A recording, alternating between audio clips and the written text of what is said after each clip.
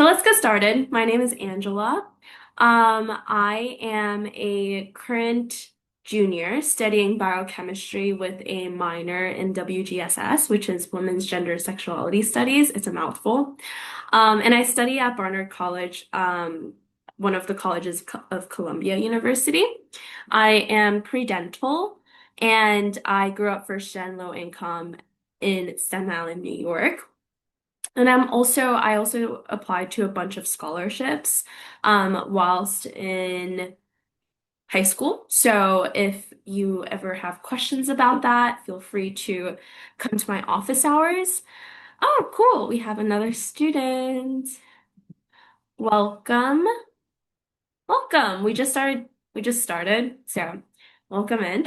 But yeah, I'm Angela. I'm a junior. I'm studying at Barnard College, Columbia University. I applied to a bunch of scholarships. So if you have questions on those, in addition to, your personal coaches at Let's Get Ready, feel free to also reach out to me if you have questions about that. And a fun fact about me, I used to be a Let's Get Ready mentee as well. So you really do get a lot of out of this program. I definitely love that you guys are here. So continue participating and you'll get a lot out of it. I also have my office hours linked here. So if you would like to meet one-on-one at any point with questions, concerns, whatever, feel free to drop by. Awesome. So we can get started. Today's workshop is about why college, and we have this is the first workshop of many that we'll be having, but in today's workshop, we're going to focus mainly on questioning what might motivate you, what are some concerns that people have about college. We'll be discussing those, concerns that students have, and kind of exploring our personal why as to why we want to go to college at the end of the day. It is a lot of work. So like, you know, why do you want to put yourself in that? Welcome. Welcome in. So a brief workshop overview. We are going to again discuss some common concerns that students have about college. That includes the fact that applications are a lot of work.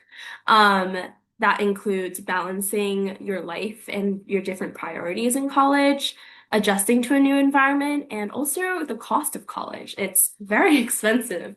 So, um, we're going to talk about different ways to maybe make it more budget friendly, and just kind of introducing these concepts. Again, this is the first workshop of many, so we're only going to very briefly discuss a lot of very big topics, and we're going to have more in-depth workshops on these individual topics later on in the year. And then finally, we're going to close off with discussing your personal motivations and your personal why for college. And we have a raffle today as well. So to encourage you all to respond to my questions, don't leave me hanging. You can unmute, you can chat your response or questions into the chat. And also, if you keep your camera on, you can also, if you do each of these three things, you can get a raffle ticket into our raffle for today, and you'll get a $10 gift card. That's like the thing that we're raffling away. And the winner will be announced after the workshop ends via text or email. And we have a grand prize raffle that is annual. So you get 1 point towards this annual grand prize raffle for every workshop that you attend, simply for attending. So definitely come and keep me company, and participate. We love your participation. Awesome. So jumping into the first section of this workshop, we'll be talking about some of the reasons why people choose to go to college, as well as a few of the top concerns that students commonly have going into and just like going through college, right? It's a big adjustment, it's a big change. So there's obviously going to be some concerns, some anxieties around this that we'll be addressing. And to start this section off, we actually have a Padlet. The two QR codes that I put in this slide it leads you to the same place, And the link is also put into the chat by the moderator. Oh, and forgot to mention, Adeline is our wonderful moderator today. She's in the chat, putting in links, might be asking for your names, for the raffles, etc. So thank you, Adeline. The Padlet will have two questions, and I can pull that up right now. It's going to look like this. So the two questions here are, what are some of the reasons why people decide to go to college? Some reasons that you might think people want to go to college. And also, what are some things that might intimidate people about college? So kind of like the pros and cons of college is like the theme of these two questions. So feel free to answer these. I don't know if you can see. Yes, you can see my arrow. You can click the plus and write in your answers here. And also feel free to interact with each other's responses. You can add a comment, you like real or whatever you want to comment. But yeah, I'll give you all a few minutes for those. And if you can answer both, that would be great. But for the first one, I can start to kind of go over those. I'm seeing a lot of like going to college to expand your opportunities in the future. Yeah, interact with each other, guys. I love that. Um, yeah, it definitely does open more doors in terms of career paths, more job opportunities, learning in general, networking for sure.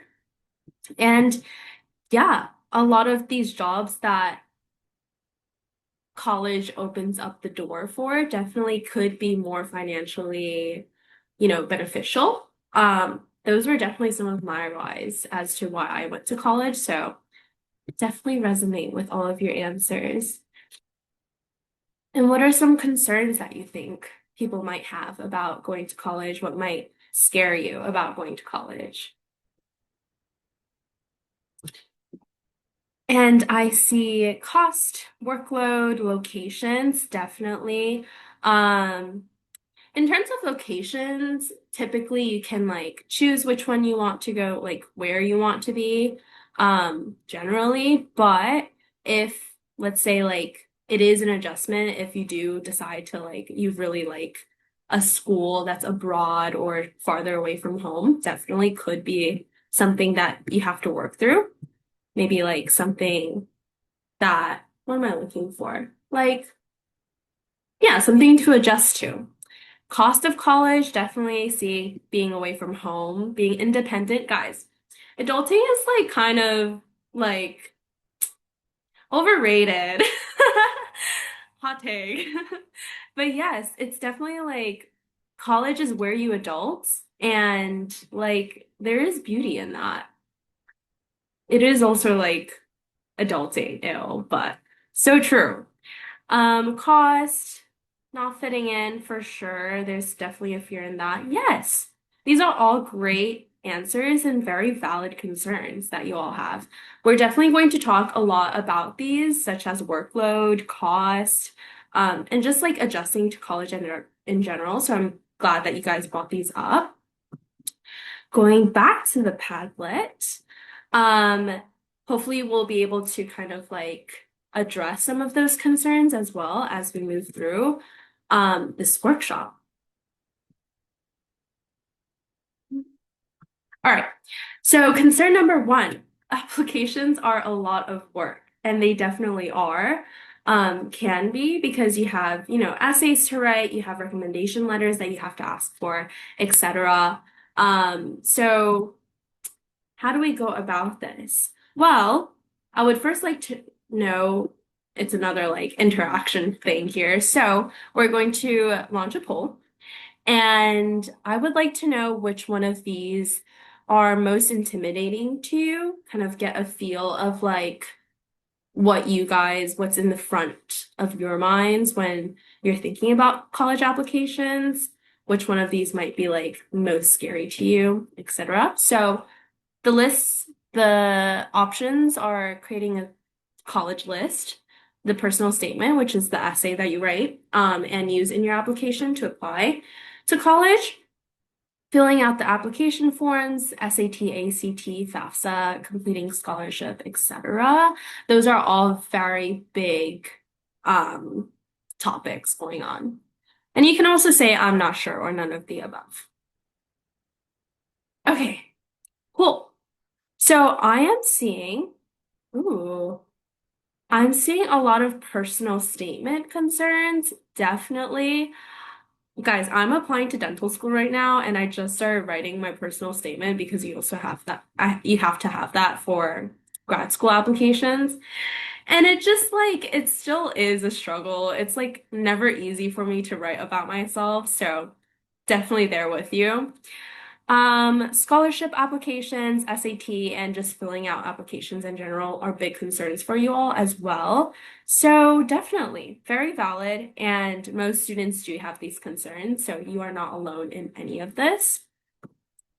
I'm going to show the responses. Thank you all so much for responding to that. I see someone say asking for letters of recs can be hard, for sure. I will say though, teachers are like whoever you do end up asking, it's usually like teachers and counselors. They're very open and like down to help you write for it, but it is like intimidating to ask in the first place. I totally get that.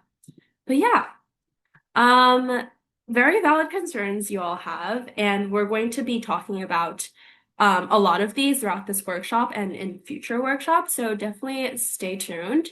And thank you all so much for answering.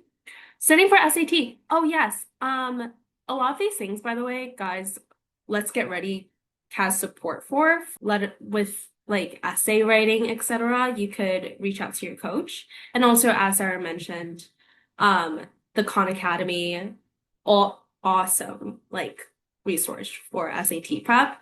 Definitely use those. There's a lot of free resources out there. So let us continue. So applications are a lot of work. And there is a lot of preparation that needs to go into it, right? But there is a lot of support that you have, regardless of whether or not you realize it. For example, I've been plugging Let's Get Ready in a lot. Your Let's Get Ready coaches are your personalized, resources. So they're there for you, basically one-on-one, and you have individualized help. So reach out. Definitely use them and ask questions.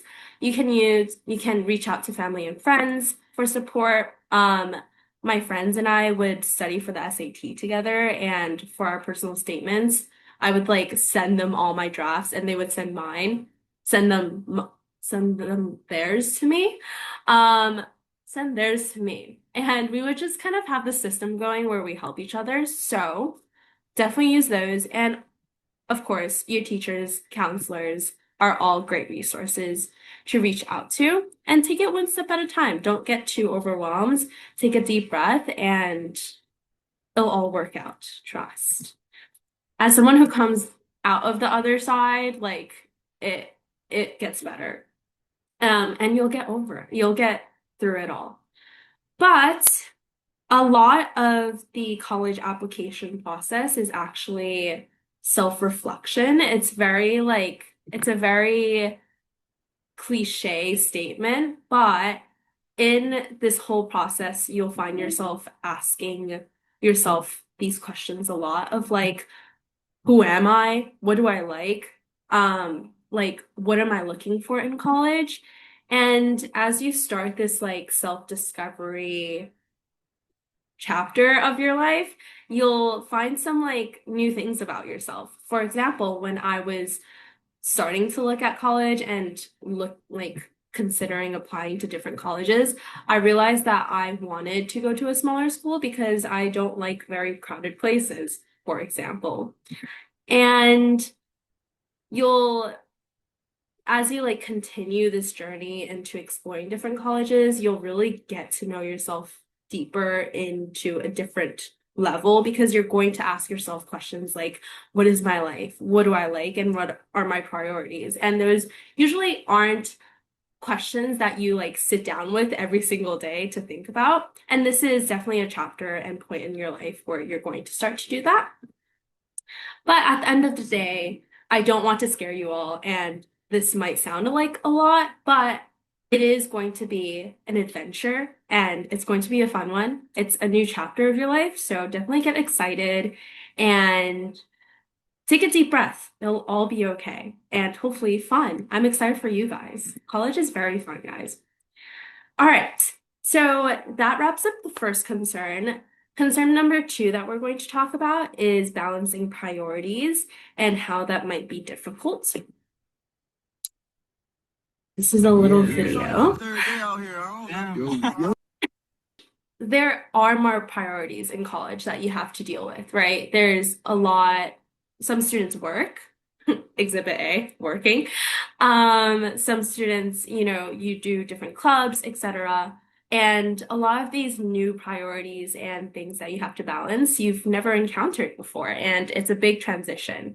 But all of these feelings are very normal, especially for incoming college students. But it like the important part is you give yourself time and realize that this is so normal and most people, most students go through these. I came from a very big New York City public school in high school, and I came to a small private college, and that was a big jump. So I was intimidated. I came into college and I was like, I don't know what I'm doing. So it's very normal. And the important part is that you give yourself time to adopt to this new world, adapt to this new world, and be graceful with yourself. Like, allow yourself to make mistakes. It's like kind of the beauty of adulting and entering this new world of college. Creating a supportive network on and off campus is very important as well. Finding a good support system in college, like college campus, whether that be your counselors, your friends, and off campus with your family and friends from home. I think that term is really funny. I like now call my high school friends friends from home, and they sometimes like get pissed at me. I'm like, what are you talking about? It's like very cliche. But yeah, very important to have a support network and know that you are supported. Using your campus resources and deciding on your priorities as well will help you feel like things are in order and take a step back and like realizing you are the one in control, right? All right. Um, so once you're in college, who might you be able to reach out for advice about balancing academics with fun and other responsibilities? So I would like you all to think about that for yourself, um, and see, thank you, Kathleen, and reflect on that about your like your little network, your little village. Who could you reach out to if you ever needed that support in college? When I first came to college, we used the term like village a lot. Like, who's in your village? I think that's really cute. Like, who can you rely on if you were in a time of struggle or if you were going through something? So think about that and let me know in the chat, or you can also unmute if you would like to.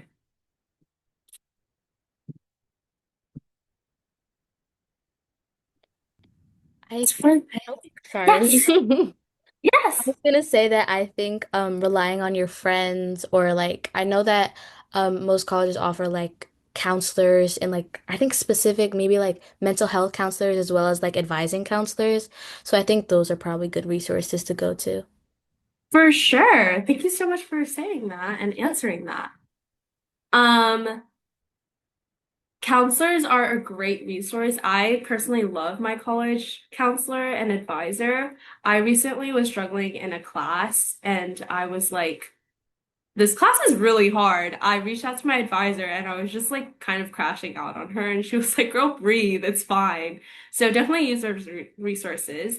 Faith, but I heard you say friends and like mentorship. Was that something that you mentioned?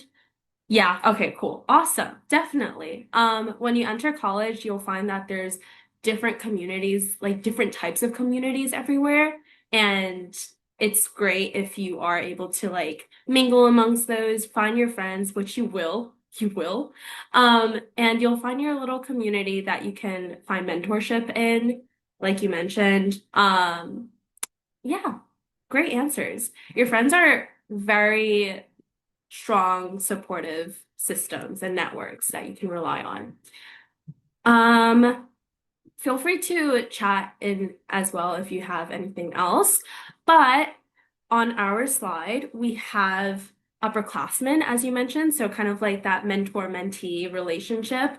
They have they might have taken like the same classes as you, they have like more experience, and they could share that with you.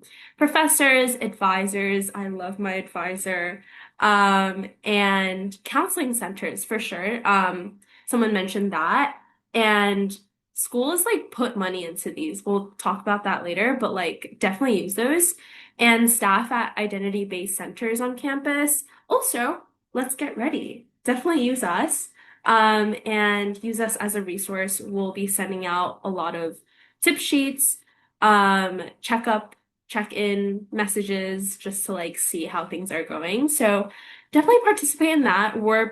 We hope to be part of your little network of support. That's what we're here for. Okay, so as I mentioned, each college puts like money, cash money into these resources that a lot of you guys have already mentioned. Um, Resources like academic advising, student health centers. So that might be like my school, we have a short-term therapy like program that's offered to students. So definitely they like put money into those, and you can like go to them for a short-term solution with like mental health issues or crises if you're going through them before you figure out like long-term solutions. Um, Along with that, mental health services, but also workout facilities, tutoring centers, those are also resources that you should definitely take advantage of. Um, yeah, my advisor has helped me through the thick and thins. So I really recommend relying on staff at your school for those. And I have another question for you all. What's one thing? Nah, nope. Da, da, da. Oh, you're going to have a lot of priorities in college, and that kind of goes with like balancing things in college. So I want you guys to consider what kind of priorities you might have. So you might automatically assume that coming into college, you're a college student. So like you definitely need to keep your GPA up. But actually, most of my friends, I have a lot of friends in finance, being at a school in New York City.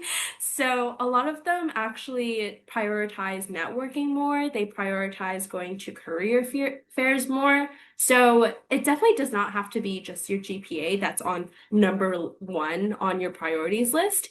And I would like you all to kind of look at this list and like pick out which ones might stand out to you as one of your priorities or main priorities in college. Let me know.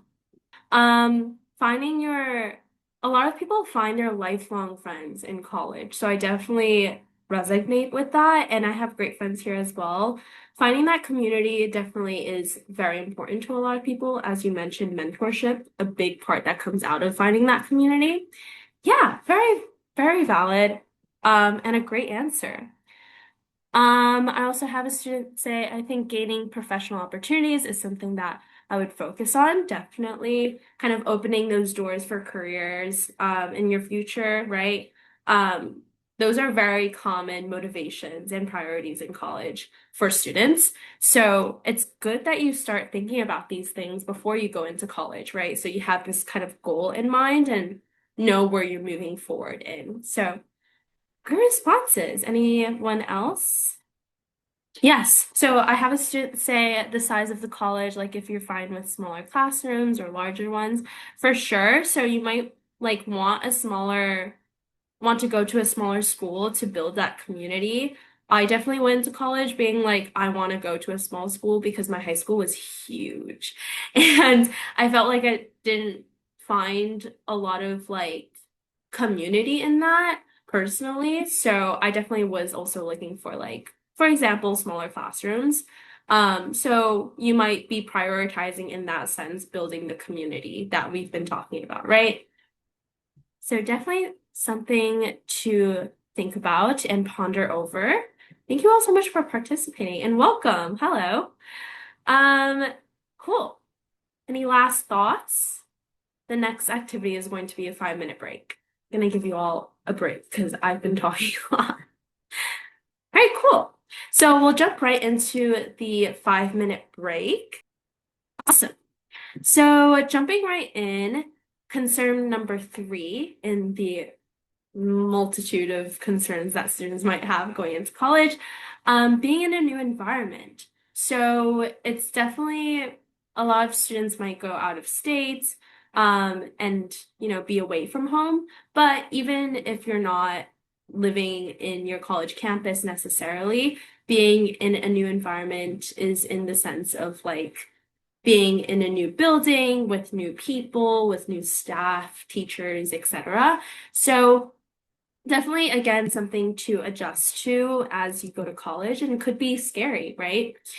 So, we all each have different desires and needs, and this kind of comes back into play like the self-reflection of applying to college.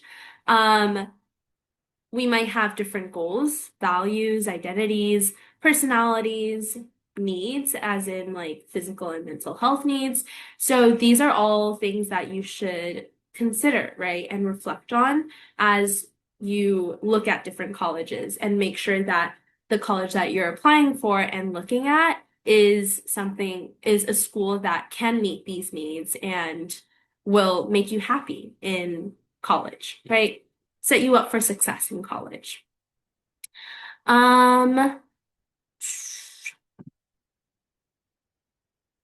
All right.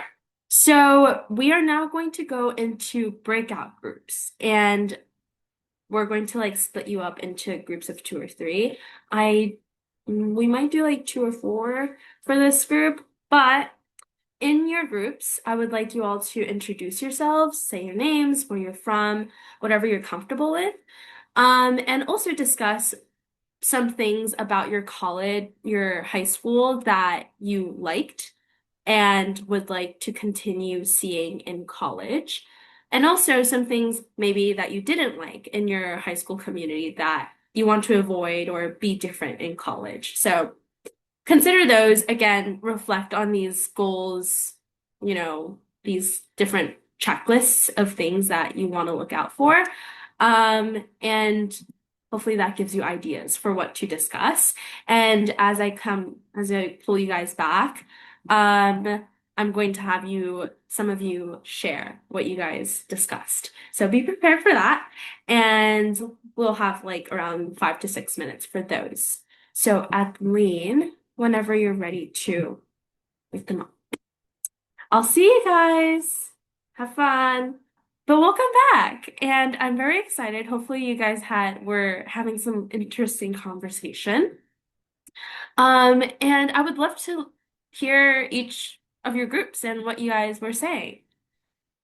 So, if any of you guys would like to share. I can share. Mhm. So me and Faithfulness talked about like we both, well, she's from Jersey and I'm from Philly.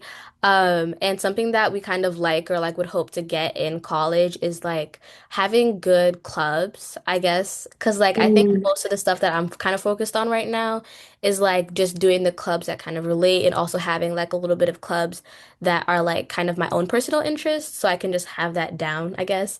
So mhm. that's something that we talked about, as well as kind of something that I added and we agreed upon was like kind of having a community or like the school, like the, what is it called? The student community or body being like Yeah. pretty, like academically focused, I guess, like not having like, I don't know, not like an Ivy, but kind of just like the Mhm. students like are all like like-minded, if that makes sense. But yeah. Yeah.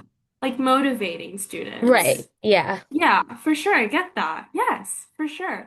I definitely resonate with that. A lot of schools have, I was just talking about at Stony Brook, for example. I visited Stony this like a few weeks ago, and they have so many clubs. I think most schools have a lot of clubs, and there's like a bunch of communities that are out there. So definitely explore those. I went to Stony and I was like, you guys have a lot of clubs. It was very, very fun. And definitely with like on the academic point. I'm like a very easily persuaded person as well. So if I'm around people who are like wishy-washy about their grades, I'm gonna be like not, I'm not gonna care that much as well. So I definitely resonate with that. That's also very important to me. Thank you all so much for sharing. Um, would anyone else like to share? I think that's definitely something that's nice if you go to a small school and you're like, this is something that I want to continue being a part of in college. That's definitely a green flag because you already like experienced it and you know what you like and don't like. For sure. For sure. Yeah, I had the opposite thing where I was like, I went to a big high school and I was like, this is too much. And I wanted to go to a smaller school. But yes. Very, very good answers, all of you. Thank you so much for sharing. And I hope you got to know each other in your little breakout rooms. Make some friends, guys. But yes, so there are thousands of schools across the US and different types of schools as well. So there are something called mission-driven schools where the school has a specific like mission to usually support specific groups of students. For example, HBCUs, historically Black colleges and universities, religious colleges, colleges for the deaf and hard of hearing, and historically single-sex universities. So I go to Barnard, which is an all-women's college, and we're therefore considered a mission-driven school. Um, and Adeline just put into the chat a link to the types of schools tip sheet for you all to kind of explore and peruse through and learn more about. But yeah, I chose to go to um I go to Barnard, which again, all women's school, but I think I came here more for the fact that I wanted to go to a smaller school and I wanted to stay in New York as well, which is usually harder to find because New York is so packed and we have a lot of big schools. So I really like the fact that Barnard is a smaller community within New York City, which is like very buzzing with people. So that was my reason, but I have a lot of friends who go to these types of schools for a specific reason. I have friends at religious colleges, so definitely explore those and kind of know what kind of environment you want to be in. And some of these schools might stand out to you. So definitely look through that link. And most schools, most colleges across the US are what we consider historically or predominantly white institutions or PWIs. And this could be kind of an intimidating thing for some students. Um, I would I'm like 90% sure, I'm like pretty sure. Barnard is a PWI. So coming in, I had a lot of culture shock moments myself. Also, a lot of students here are on the wealthier, we're just comfortable side of society. So coming in as like a low income first gen student, I was like, oh my gosh, what is going on? So I, on that note, would like a little tip I would give if this is like a big concern for you is to talk to alum or current students at that school about their experience. And I would try to talk to people who share an identity with you, who again attend or attended that school to kind of hear firsthand what their experience is like because everyone's experiences at these schools are going to be different. Um, my experience, it was obviously again like initially culture shock after culture shock, but eventually like I could come out and be like it wasn't as bad as I thought it would be. So again, everyone has different experiences. I ended up still finding like a very supportive environment here, and I found my home here. So you definitely can. And PWIs also have like clubs, they have communities, they have mentors that you can still find your community in. So it's it's well, I would say it's not that bad, but definitely talk to alum and kind of figure that out for each school for yourself. And on that note, each school is going to, again, have these different spaces for different students. And some of these spaces are student centers, student clubs, activity organizations, and affinity groups. So I would like you all to take a moment and read through this list. And the goal here is to like familiarize you with the breaths. Am I saying that right? Of or like the wide variety of support and different ways that students might find support and help in college. So kind of just familiarizing yourself with that. And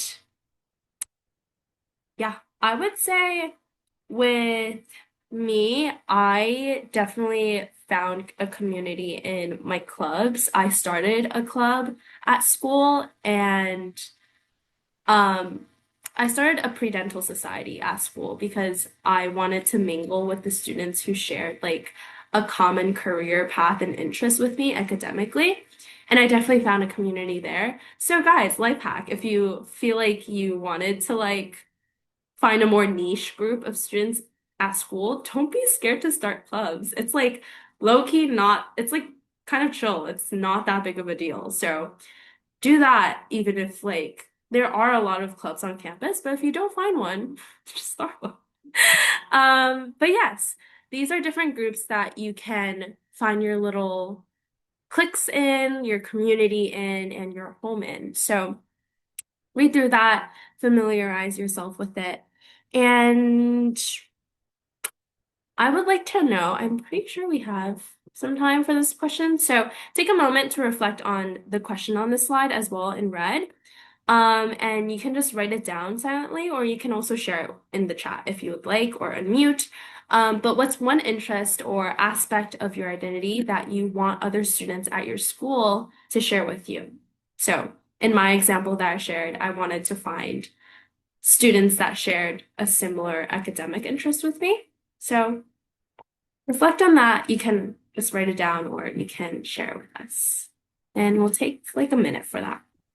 Yeah, for sure. So from what I picked up on, you really want to find that community in your college and you don't really like rigorousness, is that a word? Isn't like as important to you. So valid. Yeah. Um, so I'm hearing like you would probably really enjoy cultural groups in college. Um, yeah, going back to my experience at Stony Brook University, I was like, I realized I had so many niche and specific, because you mentioned wanting to like connect with other Nigerian students, right? I thought that like some schools have very niche um student cultural groups, and Stony is one of them. And I, not to be like a huge Stony advocate, I don't know why this is coming in, but I was like, this is so interesting and cool because it's so niche. You really do find like such strong connections because it's such a niche group, and cultural group. So you could really like relate with each other on like a different level. So I thought that was really cool. A lot of schools do have those. I would recommend either talking to someone at the school to learn more about that, or you could also like find club Instagram pages of a certain school on like Instagram and like see if they have that club. Or if not, you could start one, right? So definitely. Thank you so much for sharing. Anyone else would like to share? And we'll move on to the next concern, which is college is very expensive. So for sure, college can be expensive, and this is a very big topic. Welcome. Um, college, the cost of college, especially recently, is a very big topic, and there's a lot to unpack here, right? again, this is one of the topics that we're going to really delve more into in a future workshop. So look out for that. Um, but in this section, we'll begin to talk about the financial cost of college, and it's just a very brief introduction, so don't get too overwhelmed. And here is another funny video. Oh my God, what is that? Oh my God, what is that? College is very expensive. At my school, like I get we're a private school, but we're pushing like six digits in tuition and like cost and all that. I was like, not paying that. I'm not paying that. So it is very scary. And the number that we're usually looking at, for example, the school that we have on this slide is for Syracuse University, which is a private college. And the big scary number that's usually like that usually people talk about is what we call the sticker price or the full cost of a college. Um, so despite this, and despite the fact that this is their official cost of attendance, most students actually never end up paying this amount. And that's because usually there's scholarships that go into it, there's financial aid, etc. So that's all kind of shown in this slide. So if you look at the sticker price of most colleges, especially four-year colleges, it's gonna be a lot. As I mentioned, the sticker price of my school is like $90,000. Like what? But as I mentioned, that's rarely the amount that you actually pay and students usually pay. And your family would probably have to be pretty financially comfortable and stable to not receive any financial aid from a college or a university or from things like FAFSA. So, um, as Faithfulness mentioned, scholarships and grants are money that you don't have to pay back and go towards like cheapening, lessening the sticker price of a school. And the net price is the actual price that you pay. So sometimes, though, the net price is still a steep amount, and some students will take out loans to help them pay for even the net price of the school that they're going to. So it's very normal and happens a lot. So if you ever find yourself in this situation, don't like be too panicked about it because a lot of students do take out loans for this. Um, so, but obviously we don't want to, right? No one really wants to be in debt. So the way that we kind of go around this is trying to build an affordable college list, and that will help us lessen the amount of hopefully the lessen the amount that we will have to pay for the college. And also,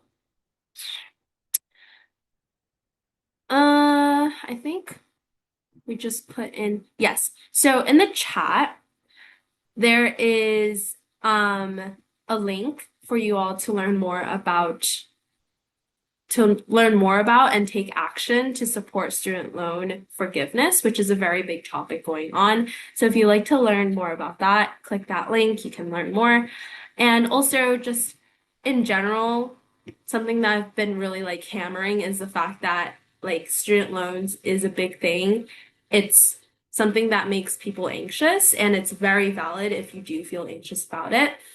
But hopefully we'll be able to lessen that or avoid that in the following methods. So, what might make a college affordable? There's many different ways to afford college and avoid taking out a loan. And some of these ways are to look at low sticker price schools, and these are usually community colleges, your public schools, and low tuition schools, usually public schools, and tuition-free schools. They do exist. And all of these links on this slide you can click into. You'll have access to these, and you can click into explore them at your own pace and time. But also, that doesn't necessarily exclude private schools. I mean, I'm a low-income student and I still go to a private school. I am not by any means rich or wealthy. And that is only possible because of scholarships, grants, but also the fact that my school, although we're private, does offer good financial aid, and that helps me basically afford college and this college I'm going to. So a good sign for those are schools that advertise that they're 100%, they meet 100% of demonstrated need, which is a very big thing. It basically means that you fill out usually FAFSA, and the school will look at how much your family makes, and from that they determine how much money that you'll need and how much of like I'm pretty sure if you meet 100% like Pell, if you get full Pell Grant, the school, if they're 100% demonstrated need, they'll cover all of the cost that leftover costs that you need for college. I'm definitely wording that so weird, but look into those. And if you would like to learn more about it, you can also reach out to me with questions. Hopefully, I'll like have a more definite one. Um, but yeah, they do exist and they make schools cheaper. And also, there are merit scholarships for students for a variety of colleges. Definitely look into those. They also make college cheaper for that. Again, you'll actually be seeing this slide a lot because we always show it and it's like packed with information and links. So keep coming and this is like a very brief introduction to that. But on that note, Sarah, um, I will be lending this to Sarah. And if you would also, Sarah, like to kind of briefly talk about the 100% demonstrate, I'm like blanking out about that. Um, and I'm gonna hand it off to her to continue the rest of this workshop. Awesome. Thank you, Angela. Good luck on your projects. So, regarding the 100% demonstrated need, um, that's just when schools take a look at your FAFSA and all of your financial aid. There are certain schools that will cover like the remaining costs for you after FAFSA and all that stuff is factored in. Um, it's not a huge list, but there are some schools that do dedicate to meeting 100% of the need, but there are also schools that meet some demonstrated need. So it's just a matter of researching and looking into those schools. But we do have a list here for you to check out if you want to make sure you find schools that meet 100% need. All right. So I know that Angela covered a lot of stuff regarding top student concerns, but now we're just going to take a moment to just reflect on your personal motivations for attending college. The goal of the next 15 minutes or so is to start to get clearer on what we call our personal why. Your why is what's going to motivate you and carry you forward when you hit bumps in the road on your way to your goals. It will fuel you as you do the work of applying to college and help you remember that it's worth it. Um, there will be challenging days, there will be obstacles, there will be days where you just don't feel like doing it. And if you just remember back to why you are doing this, why you're aiming for college, why you want to graduate college, it can help give you that extra motivation that you need to get through it. So, taking it all a step back, we're just going to dive a little bit deeper into intrinsic and extrinsic motivation to the very basis. Motivations can be either internal, which is an intrinsic, something that we feel strongly drawn to and feel fulfillment when we do it ourselves. Or external, which is extrinsic, something that gets rewarded, those close to us want for us, or just society seems to expect from us. So, for example, the difference is between reading a book because you enjoy it, which is internal, or reading a book for an assignment, which is external, something you have to do, whereas something you enjoy to do.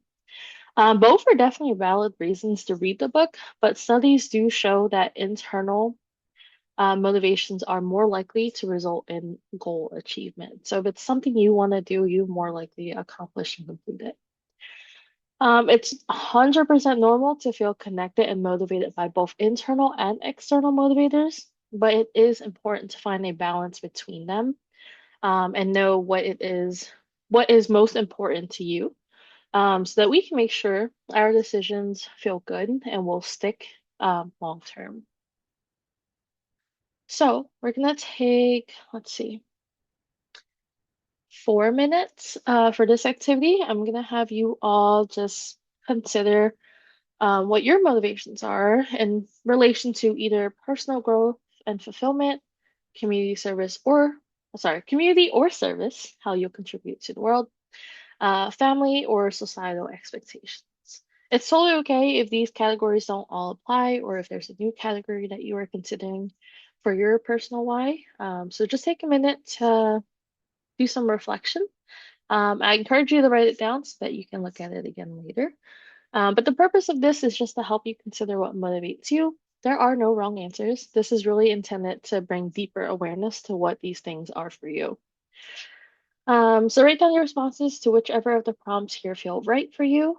Afterwards, we'll get into small groups again, but you don't have to share everything that you wrote. Just share what you feel like sharing. Feel free to turn off your cameras. We'll come back at 7:20 and just think about your personal why and what motivates you in relation to college. I'll share really quickly what my personal why was when I went to college. I'm first gen, my parents are immigrants, and they came to America to give us a better life, to give themselves a better life, and they've always wanted me and my siblings to go to college. So it was like one of the biggest external motivators, but I wanted to go for myself so I could expand my knowledge, get a degree. I do want to eventually get my doctorate, but that's way in the future. Um, and so just learning more and wanting to, I don't know, have a lot of experience because I like being able to share what I know and help others, which I think is one of my biggest internal motivators. All right, so we'll have you all in breakout rooms of two. You'll have, I believe, let's see, let's do 4 minutes. Where did it go? We'll have you in breakout rooms of two for 4 minutes. So just share some of the things that you reflected on. You don't have to share everything, just share whatever feels right. And then introduce yourself again, share what stood out to you, and then which of the motivations you wrote about feel most personally fulfilling. And then when we close, I'm gonna ask one or two of you to just share out kind of what your thoughts were. Cool. Adeline also put it in the chat if you weren't sure what the prompts are. Um, I can share. So me and Connie kind of talked about personal growth and like going there kind of just to like further our own studies. And also I'm pretty big on medicine and I kind of I want to be a doctor. So I kind of think that college is a little necessary for that. And Connie also expressed that they're interested in healthcare, which I think is pretty cool. And like that general field of medicine and college is a little necessary for that as well. So Yeah, definitely. Yeah. Being in healthcare, you definitely do need some sort of education, depending on what you're going into. Because if you want to do like phlebotomy or nursing, a 2-year degree or certification is enough. But if you want to become a doctor, it's definitely a lot of schooling. But yeah, thank you for sharing. Amazing. Thank you all so much for sharing. Definitely keep your motivations in mind. I even encourage you to create a vision board just to have it there as a reminder of what you're aiming for. All right, it's just to wrap up. I know we're past time and I apologize. But just to wrap up, some important things to remember about your personal motivations. It's totally normal to care about both internal and external motivators, especially if you are thinking about doing this for your family or your parents. That's great, but also make sure you have some internal motivators. What's most important to you is what matters the most at the end of the day. And compromising doing things for others is healthy up to a point. You don't want to compromise your own well-being, mental or physical health. So definitely consider setting a boundary. And your decision should feel right for you at the end of the day. If something doesn't feel right, trust your gut. and just make sure you are doing what's best for you. Even though internal motivations tend to be better motivators, many students do place an importance on external motivators, like I mentioned, doing things for their parents, or even family. For example, like if our parents want us to stay close to home for college, maybe we can find a compromise related to housing or city or just it being an hour away instead of 5 hours. But it does become an imbalance if it feels like you're going against what's truly right for you. Like if they want you to stay home and you absolutely don't want that, then it's like a tug and pull and you'd rather it make you happy.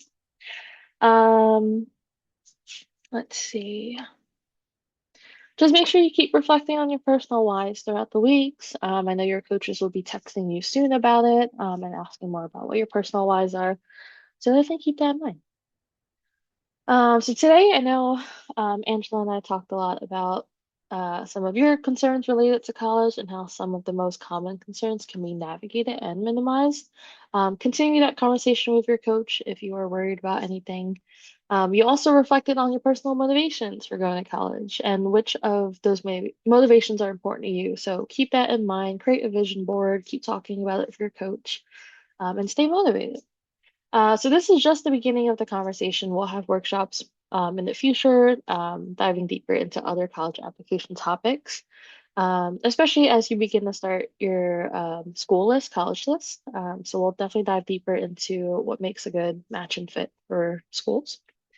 Um, so that is all I had. We do have a feedback form, and Lean's going to drop it in the chat. Please do help us out by filling it out. It gives us feedback on where to improve next year. I'll stay behind for any questions, but you all are free to go. Thank you so much.